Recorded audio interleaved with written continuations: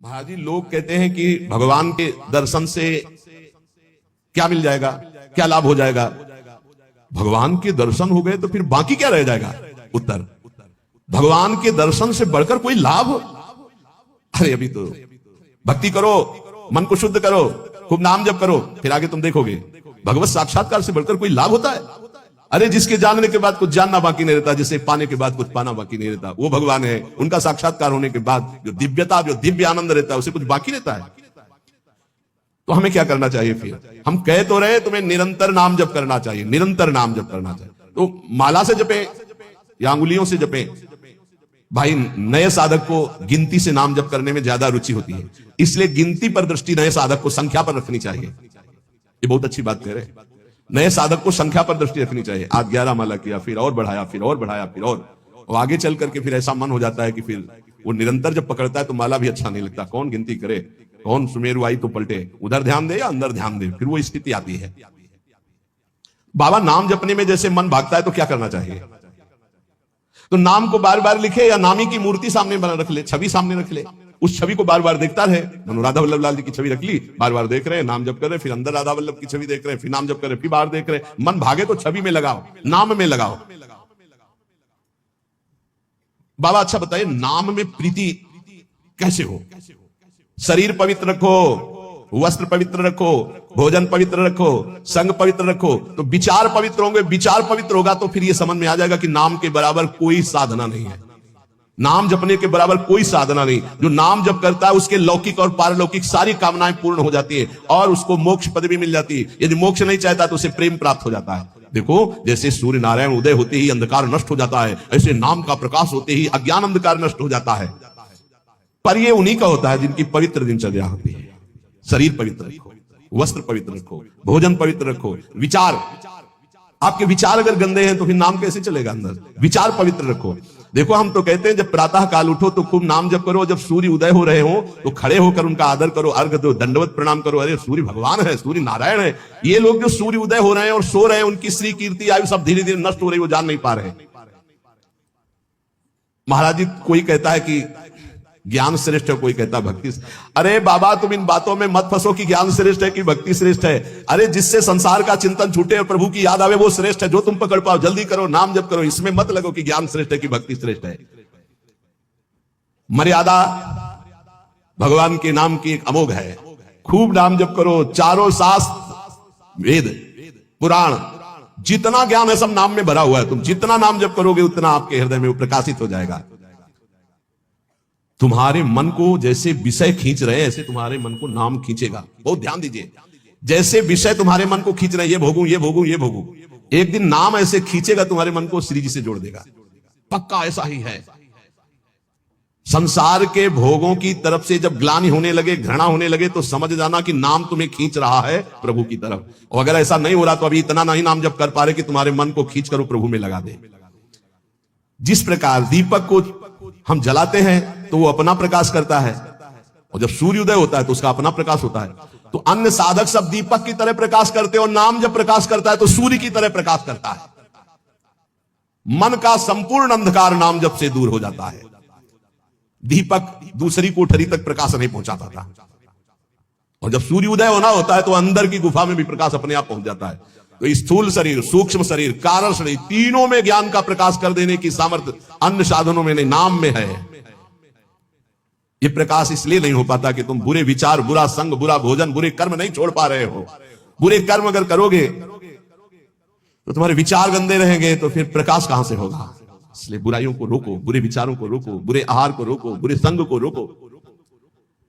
देखो कलिकाल की बड़ी महिमा है, इसमें नाम जब से बहुत जल्दी भगवत साक्षात्कार होता है। कलिकाल की एक महिमा है, कलयुग का एक विशेष प्रभाव है। कलयुग केवल नाम आधारा। अगर आप नाम जप कर रहे हैं तो इसमें बहुत जल्दी भगवत साक्षात्कार होता है। नाम जापक के हृदय में नित्य दिन अमृत बरसत सारे, मधुर मधुर ध्वनि बादर गरजत, कोटिन चंद्र सहस उजियारे। नित्य दिन अमृत बरसत सारे, ज्ञान का अमृत, प्रेम का अमृत, जो चाहिए वो नाम से सब बरसता है। बोले मधुर मधुर ध्वनि जैसे अंदर हो, राधा राधा राधा, यही बादल की गर्जना है। करोड़ों चंद्रमा एक साथ उदय हो जाए, ऐसी शीतलता, ऐसा अमृत वर्षण, ऐसा आनंद, ऐसी चांदनी हृदय में नाम प्रकाशित करता है। सुरत कटोरी भरी भरी पीवे, पियत पियत छक अगर जियारे, मग्नानंद स्वरूप अखंडित पिया हेरत भय आप पियारे। स्वामी श्री मग्नानंद सरस्वती जी सेनपुर कह रहे कि सुरत माने स्मृति, स्मृति की कटोरी में भर भर करके नाम जो पी रहे हैं, वो पीते पीते इतने छक गए, इतने मगन हो गए कि बोले पिया हेरत भय आप पियारे। अपने प्रीतम का साक्षात्कार हुआ कि वो खुद प्यारे हो गए। पिया हेरत भय आप प्यारे, तस्मित जने भेदा भावात, ब्रह्मविद ब्रह्म ही बहुत। लाली मेरे लाल की जित देखो तित लाल, और लाली देखकर मैं गई तो मैं भी हो गई लाल। तो बोले मग्नानंद स्वरूप अखंडित पिया हेरत भय आप प्यारे। नाम में ऐसी सामर्थ्य है, इसलिए साधक बता रहे महाराज जी, साधक के लिए, नाम जापक के लिए विषयी पुरुष का संग सबसे बड़ा पतन का हेतु है। नाम जापक, नाम में प्रेम पाने के लिए केवल नाम जापक संतों का संग करे, बस विषयी पुरुषों का संग न होने पाए। साधक को शरीर स्वस्थ रखने के लिए भोजन पाना जबान के स्वाद के लिए नहीं, खान पान का संयम रखो। भजन अपना कभी प्रकाशित ना होने पावे कि मैं इतना जप करता हूं, गुप्त रखो भजन को।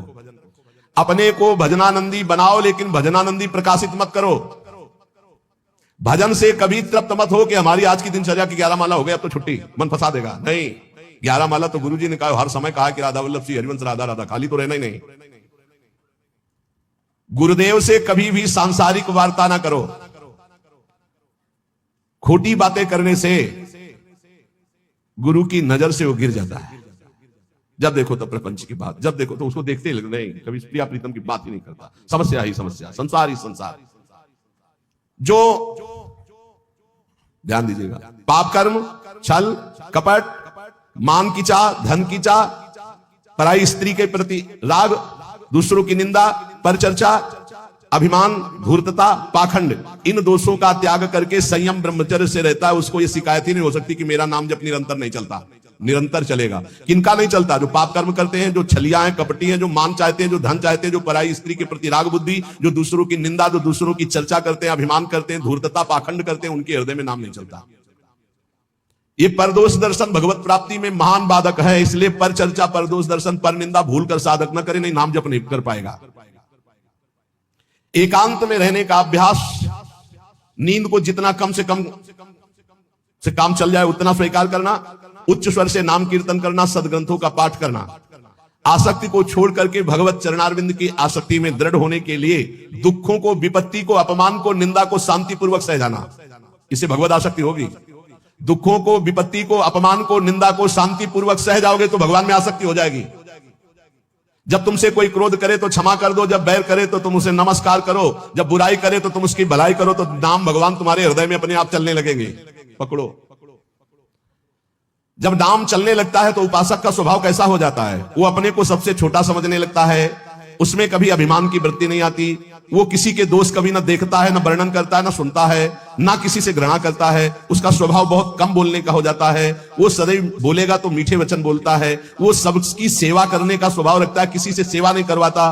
वो विवाह, उत्सव, जन समूह, इनसे बचने की कोशिश करता है। जहां विवाह का उत्सव है, चाहे गृहस्थी हो, नाम जापक हो, गले में माला है, कंठी है, वहां पा रहे हो जहां अपवित्रता का ही साम्राज्य है। आप क्या समझते हो? चिकने चुपड़े सब रखे हैं दूर से, लेकिन घोर अपवित्रता। बहुत संभल के जबान को। कोई भारी उत्सव है सांसारिक जन समूह वाला नहीं, पूर्ण भगवत पवित्र जीवन। जो नाम को इन दो से बढ़कर समझता है, उसका नाम कभी नहीं छूटता। काम भोग से और धन से, दो से बढ़ करके जो नाम को आदर देता है, उसका नाम कभी नहीं छूटता। नाम कहां छूटता है? काम वासना और धन वासना में जिसकी वृत्ति है, वो नाम निरंतर नहीं चला सकता। नाम जपने के बीच में खाई है, निरंतर उधर नाम जप होने लगेगा। दो खाइयां पार कर लो, काम भोग की और धन के चाह की, तो उधर नाम जप निरंतर होने लगेगा। नाम अविनाशी है, जीव अविनाशी है, पर बीच में धाराएं हैं विनाशी। कंचन, कामिनी, कीर्ति, इनको पार कर लो, निरंतर नाम जप करो। इनके पार करने के लिए तीन बातें चाहिए। कंचन, कामिनी, कीर्ति को पार करने के लिए सदगुरु की सेवा, मैं शरीर नहीं हूं ऐसा चिंतन, और हर कर्म शास्त्र सम्मत, तो कंचन, कामनी, कीर्ति तीनों से पार हो जाओगे। सदगुरु की सेवा, मैं शरीर नहीं हूं, ऐसा आत्मचिंतन। और जितने कर्म है वो सब शास्त्र के अनुकूल, तो माया से पार हो गए। 3 खाइयां। जब नाम जब शुरू होगा तो ये विघ्न आएंगे, इनसे बच जाना। लोक में मान प्रतिष्ठा यश और उसका भोग भोगना। लोक में मान प्रतिष्ठा यश है, उसका भोग नहीं भोग रहे हो, कुछ नहीं बिगाड़ पाएगी। अगर भोग भोग ले, छाती ठंडी होना। नाम हो रहा है, प्रणाम हो रहा है, नमस्कार, हृदय शीतल हो रहा है, तो आप चैन से अभी शीतल कर ले, आगे चल के बहुत आग गिरेगी। मान प्रतिष्ठा का भोग करने वाला निरंतर नाम जप नहीं कर सकता, उसे भ्रष्ट होना पड़ेगा। धन लाभ के लिए विचारवान रहना। नाम जप करते हुए भोगों में सुख बुद्धि होना, ये भोग मिल जाए, ये भोग मिल जाए। नाम जप करते हुए जो मैं इच्छा करूं वही मिल जाए, वो मिल जाता है। ये कभी निरंतर नाम जप होने नहीं देंगे, सफल नहीं होने देंगे। फिर एक लोक में मान प्रतिष्ठा होना, उसका भोग। धन लाभ के लिए विचारवान रहना, चिंतन करना कैसे धन मिले, जो मैं चाहूं वो मिल जाए, वो मिल गया। ये तुम्हारे भजन को छीन कर देंगे, भजन नहीं होने देंगे। इसलिए उपासक सावधान होकर जो सुने उसे मन में गुने, आचरण में उतारे। केवल तुम हो, तुम परमार्थ में, और सब तुम्हारे विरोधी हैं, मान लो। पूज्यपाद सिवड़िया बाबा, ऐ साधक तू अकेला है, पूरा विश्व तेरे खिलाफ है। कैसे? अब आप ही तो हमारे जीवन हो। अब गया मन, हुआ ना चिंतन, तो ले गया ना तुम्हारा चिंतन। ये कोई गाली दे के, कोई मान करके, कोई भगवान बना करके, कोई धूर्त कह के किसी भी तरह से तुम्हारे चित्त को खींचने ना पावे। पूरा संसार तुम्हारे चिंतन को खींचने वाला है, तुम केवल अकेले अपने चिंतन को बचा के प्रभु में लगा दो। बस यही सूरवीरता है, यही पूरे संसार पर विजय प्राप्त करना है। और इसी के लिए ये चर्चा रोज हो। इनसे बचो, ये करो, ऐसे सावधान रहो। ये सत्संग केवल भगवत प्राप्ति के लिए। इसलिए हाथ जोड़कर प्रार्थना है, आप अपनी कृपा अपने ऊपर करके ये जो सुन रहे हो इसको आचरण में उतार लो। खूब नाम जप करो। मान लो अभी कोई तुम्हारा नहीं, अभी आपकी नवीन अवस्था है, अभी वैराग्य पूर्वक रहो, खूब भजन करो। आगे चल करके तुम्हें जीवन में बहुत बढ़िया सुख मिलने वाला है। ऐसा आनंदमय सुख जो किसी के संग की जरूरत नहीं पड़ेगी। और आज तुम ऐसे कमजोर बन जाओगे तो कल बहुत रोने वाले हो, कोई तुम्हारे आंसू पूछने वाला नहीं। यहाँ जो आंसू पूछने के लिए आता है ना, वो ऐसा और एक दर्द पैदा करता है कि और चिल्ला के रो, कोई आंसू पूछने वाला नहीं। संसार में अगर तुम्हारे कोई आंसू पूछे तो बचना, वो पूछेगा कम, ऐसी व्यवस्था और कर देगा कि तुम अभी तो धीरे से रो रहे, फिर और रोगे। ये संसार है। अगर आंसू पूछने के लिए आए तो केवल प्रियालाल आवे तो विश्वास करना, अन्यथा तब तक अपने आंसुओं को पूछने मत देना किसी को। हमारी बात समझ लेना। कोई बहुत प्यार दुलार दिला रहा है, बहुत बचो है, उसकी दृष्टि में कुछ तुम्हारे पास जिसके लिए वो तुम्हारे आंसू पूछ रहा है। तुम्हारे आंसू नहीं पूछ रहा है, वो अपनी कोई ना कोई वासना, कोई ना कोई इच्छा, कोई ना कुछ देख रहा है तुम में, इसीलिए। और जिस दिन तुम केवल प्रियालाल का इंतजार, जिसने बांधा है वही छोड़ेगा, जिसने रुलाया है वही आके पुचकारेगा। हमको इंतजार उनका करना है, तब तक रोना बंद नहीं करना है। बिन रोए किन पाइयां प्रेम की आरामित। एकांत में बैठ के रो, लाख समझाते। अपने लिए दुनिया रो रही, बड़े बड़े मोटे आंसू गिरते हैं तो लालच लगता है ये आंसू तो श्री जी के लिए। श्री जी की चर्चा में कभी नहीं रोना। कितने को ऐसे देखा है, श्री जी की बात पर, श्री जी के लिए कभी नहीं रोना। अपनी जरा सी बात पर तो इतने बढ़िया आंसू गिरते हैं, मोटे मोटे आंसू। अपनी प्रतिकूलता, अपनी अनुकूलता के लिए रोना आता है। ए भाई, ये संसारिक लक्षण है। भक्त के कभी आंसू भगवान के सिवा कहीं और गिर नहीं सकते, ये पहचान है। काट डालो तो भी आंसू नहीं आएंगे, उसके आंसू सिर्फ बिके हैं भगवान के लिए। अगर उसके आंसू ढलकेंगे, निकलेंगे तो केवल प्रियालाल के लिए। तो ऐसे बनो, प्रियालाल के लिए रो। संसार में कोई आपका नहीं है। ये हमारी बातें आपको लगेंगी कि हमारे तो बहुत है प्यार करने वाले, तो धिक्कार है तुम्हारी बुद्धि तुम्हें धोखा दे रही। जिस समय पवित्र बुद्धि होगी उस समय देखोगे एक हरि के सिवा कोई प्यार करने वाला नहीं। इसलिए हमारी प्रार्थना मान लो, ये 4 दिन की चांदनी है जो सभा लगी है, ये स्टेशन है। अपनी अपनी गाड़ी आई, छूट जाएगी, निकल जाओगे। तुम भी टिकट लेके बस ऐसे बैठे रहो कि मुझे बातचीत करते हुए समय व्यतीत करना है। किसकी बातचीत? प्रिया प्रीतम की। जाना हमें श्री जी के पास है। पता नहीं आप लोग ठान क्यों नहीं रहे कि मुझे जाना है श्री जी के पास। तैयारी है प्रिया प्रीतम के पास जाने की? तैयारी कर लो। हम कह रहे हैं तैयारी कर लो, एकदम गाड़ी आएगी, एकदम। और ये इतनी रफ्तार की गाड़ी है कि सेकंड भर इंतजार नहीं होता कि दस्तखत कर दो। इसमें छूट नहीं है कि दस्तखत कर दो, लड़कवा दौड़ के आ जा ले दस्तखत करवा। ऐसे नहीं है, गाड़ी आई तो बस निकलो। और ये पहले से चयन कर लो, पहले से पता लगा लो, पहले से तैयारी कर लो कि तुम टिकट कहां के लिए हो। कहीं की टिकट है? नहीं है तो फिर जो टिकट मिलती है वो नरक की फ्री मिलती है, तत्काल वाली। पहले से ये बुक कराई जाती है, निकुंज जाना है कि बैकुंठ जाना है, पहले से बुक होती है। और यहां सब निश्चिंत हैं।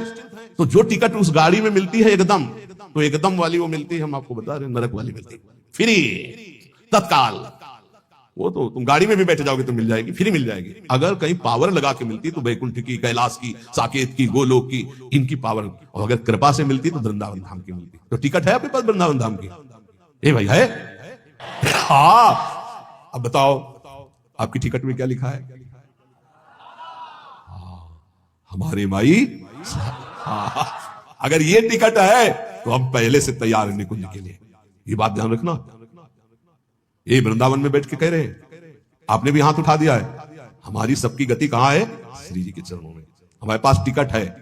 अब हम कल कहेंगे तुमसे, अगर सत्संग में ये दोष है तो नरक जाओगे। आपको पहले टिकट देख ली अपनी, आप मत मान लो हमारी बात, है ना टिकट। अब हम कल परसों सत्संग में कहेंगे, जैसे द्वंद्वातीतो अभी मत सरहा सिद्ध्या सिद्धो समभूत्वा लाभा लाभ हो जाए। अगर ये स्थिति नहीं है तो आप नरक जाओगे, तो आपको तुरंत अपनी टिकट देखनी है। हमारे माई श्यामा जी व्यास भरोसे कुंवर के नहीं, महाराज किसी और के लिए बोले, हमारे लिए नहीं बोले। हम तो श्री जी के पास जाएंगे, पक्का विश्वास है। बोल राधा वल्लभ लाल की।